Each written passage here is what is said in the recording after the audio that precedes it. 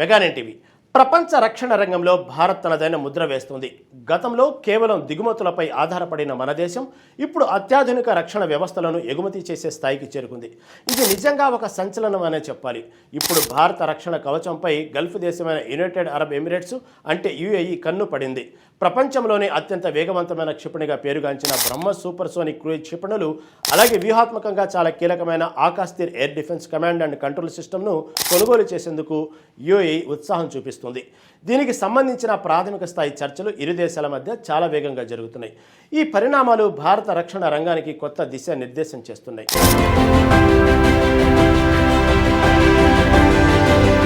మధ్యప్రాచ్యంలో భద్రతా సమీకరణాలు చాలా వేగంగా మారుతున్నాయి. ముఖ్యంగా ఇరాన్, ఇజ్రాయెల్, అమెరికా దేశాల మధ్య కొనసాగుతున్న ఉద్రిక్తతలు యుఏఈని ఆందోళనకు గురి చేస్తున్నాయి. వైమానిక దాడులు, డ్రోన్లు, క్షిపణి ముప్పుల నుండి తమ కీలక ప్రాంతాలను రక్షించుకోవడంతో పాటు చమురు ఎగుమతులకు మార్గమైన హర్ముజ్ జలసంధి భద్రతను పటిష్టం చేసుకోవడం యుఏఈకి తక్షణ ప్రాధాన్యతగా మారింది. అందుకోసమే యుఏఈ తన రక్షణ సామర్థ్యాలను పునర్వ్యవస్థీకరించుకోవాలని చూస్తుంది. కేవలం ఒక్క దేశంపైనే రక్షణ వనరుల కొనుగోలుకు ఆధారపడకుండా భారత్ వంటి మైత్రి దేశాలలో భాగస్వామ్యం వైపు మొగ్గు చూపుతుంది. ఇందులో భాగంగానే భారత్, రష్యా సంయుక్తంగా అభివృద్ధి చేసిన బ్రహ్మోస్ క్షిపణులు, భారత్ ఎలక్ట్రానిక్స్ లిమిటెడ్ రూపొందించిన ఆకాశ్-తీర్ వ్యవస్థల పట్ల యుఏఈ ఆసక్తి కనబరుస్తుంది. బ్రహ్మోస్ క్షిపణి ప్రపంచంలోనే అత్యంత వేగవంతమైన సూపర్ సోనిక్ క్రూయిజ్ క్షిపణుల్లో ఒకటి. భూమి, సముద్రం, వైమానిక మార్గాల ద్వారా వీటిని ప్రయోగించవచ్చు. రష్యాతో యుఏఈకి ఉన్న సన్నిహిత సంబంధాల వల్ల ఈ క్షిపణుల ఎగుమతికి ఎలాంటి సాంకేతిక అడ్డంకులు ఉండబోవని నిపుణులు చెబుతున్నారు. గతంలో ఫిలిప్పీన్స్ బ్రహ్మోస్ క్షిపణి వ్యవస్థను కొనుగోలు చేసింది. ఇప్పుడు యుఏఈ కూడా వీటిని కొనుగోలు చేస్తే బ్రహ్మోస్ కొనుగోలు చేసిన 4వ దేశం అవుతుంది.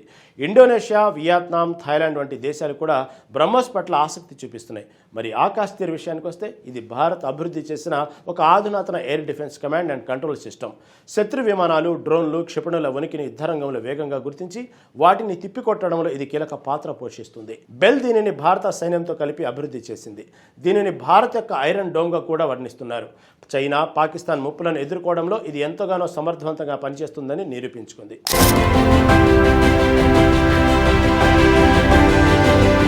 ఈ రక్షణ ఒప్పందంతో కేవలం యుఏఈకే కాదు, భారత్కు కూడా అనేక ప్రయోజనాలు ఉన్నాయి.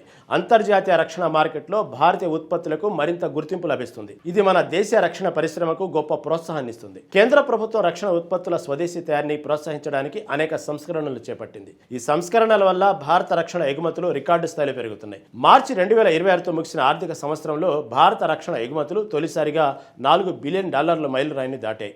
ఇది దాదాపు 37,868 కోట్ల రూపాయలకు సమానం. ఇది నిజంగా ఒక గొప్ప విజయం అనే చెప్పాలి.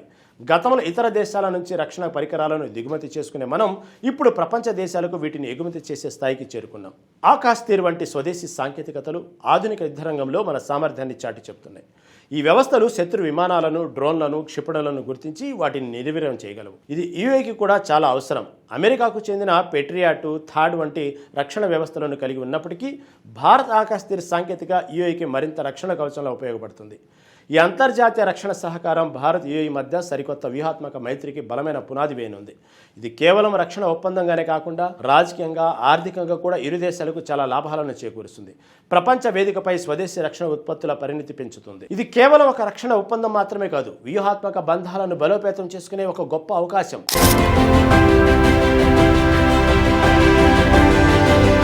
భవిష్యత్తులో భారత్, యుఏఈ మధ్య మరింత సన్నిహిత సంబంధాలకు ఇది ఒక వేదిక కానుంది.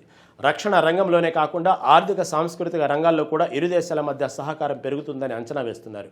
యుఏఈకి ఉన్న జియోపాలిటికల్ ప్రాముఖ్యత, దాని ఆర్థిక బలం దృష్ట్యా ఈ ఒప్పందం భారతదేశానికి చాలా కీలకమైనది. దీనివల్ల మన దేశ రక్షణ పరిశ్రమకు పెద్దపీట వేసినట్లవుతుంది. కొత్త ఉద్యోగాల కల్పన, సాంకేతిక అభివృద్ధికి కూడా ఈ ఒప్పందం దోహదపడుతుంది. స్వదేశీ తయారీని ప్రోత్సహించడం ద్వారా మనం ఇతర దేశాలపై ఆధారపడటాన్ని తగ్గించుకోవచ్చు. ఆత్మనిర్భర భారత లక్ష్యానికి ఇది ఒక గొప్ప ఉదాహరణ. ఈ ఒప్పందానికి సంబంధించిన చర్చలు ఎంత వేగంగా జరుగుతున్నాయో చూస్తే త్వరలోనే ఒక సానుకూల ఫలితం వస్తుందని ఆశిస్తున్నారు. రెండు దేశాల మధ్య ఉన్న దౌత్య సంబంధాలు, ఆర్థిక సంబంధాలు ఈ రక్షణ ఒప్పందాన్ని మరింత పటిష్టం చేస్తాయి. బ్రహ్మోస్ క్షిపణి వ్యవస్థ ఫిలిప్పీన్స్కు అమ్ముడైన తర్వాత ఇతర ఆగ్నేసియా దేశాలు కూడా దీని పట్ల ఆసక్తి కనబరుస్తాయి. ఇప్పుడు యుఏఈకి కూడా ముందుకు రావడంతో భారత రక్షణ ఉత్పత్తులకు గల్ఫ్ ప్రాంతంలో ఒక బలమైన మార్కెట్ ఏర్పడే అవకాశం ఉంది. అమెరికా, రష్యా, ఫ్రాన్స్ వంటి దేశాల రక్షణ ఉత్పత్తులకు గట్టి పోటీనిచ్చే స్థాయికి భారత్ చేరుకుంది. ఇది మన దేశానికి గర్వకారణం. స్వదేశీ రక్షణ ఉత్పత్తుల అభివృద్ధికి ప్రభుత్వం ఇస్తున్న ప్రాధాన్యత వల్లే ఈ అద్భుతమైన ఫలితాలు సాధ్యమవుతున్నాయి.